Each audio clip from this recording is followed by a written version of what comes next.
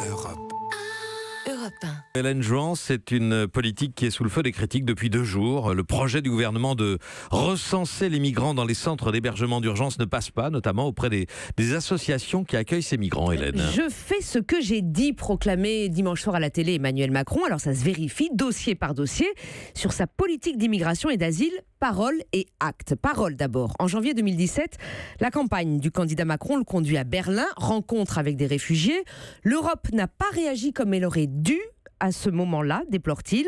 Confondre les terroristes avec les demandeurs d'asile, avec les réfugiés, est une erreur morale, historique et politique profonde.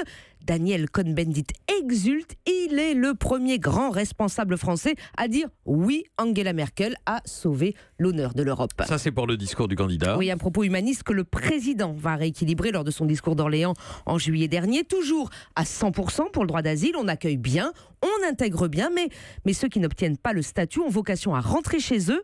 Et on fait la différence entre demandeurs d'asile et migrants économiques. 2 jambes, plaide le président, pour être en accord avec les valeurs de la France et sa capacité d'accueil jugée acceptable. Les actes maintenant. Le projet de loi immigration-asile a été repoussé. Il faut donc s'en tenir aux actes pour l'instant de Gérard Collomb, le ministre de l'Intérieur. Et des 2 jambes, lui, il n'a que faire. Une seule suffit pour tenter de bouter tout le monde dehors. À coups de circulaires, de consignes données aux préfets et aux forces de l'ordre. Ce sont des migrants sans distinction, à Calais, à La Roya ou sur les chemins enneigés du col de Montgenèvre dans les Alpes, qu'on essaie d'empêcher d'arriver sur le sol français ou d'y rester pour faire valoir leurs droits. Les associations s'émeuvent, le défenseur des droits de l'homme aussi, la commission consultative des droits de l'homme à son tour, Mais quoi ? Le président a changé d'avis ? Eh bien, des proches du dossier s'interrogent. En tout cas, est-ce que depuis qu'il est à l'Élysée, sa pleine connaissance de la menace terroriste a affermi son point de vue ? Culturellement, le président est dans cet équilibre, veut-il croire ? Sociétalement, sa majorité En Marche l'est aussi, mais le président résistera-t-il à la pression d'une opinion publique majoritairement rétive à l'accueil d'étrangers ?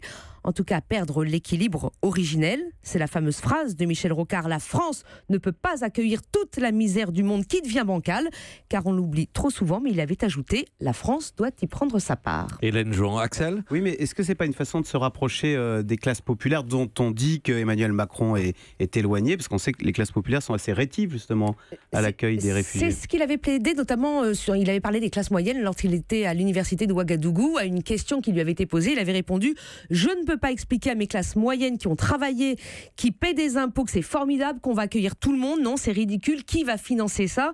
Vous allez nourrir le racisme et la xénophobie. » Alors c'est peut-être une des raisons pour lesquelles aujourd'hui on a le droit à la fermeté, plus qu'au discours sur l'intégration et l'accueil des étrangers et des réfugiés qui demandent le statut de l'asile en France. Ceci dit, il risque quand même de se couper d'un électorat de gauche à qui il avait promis cet équilibre-là.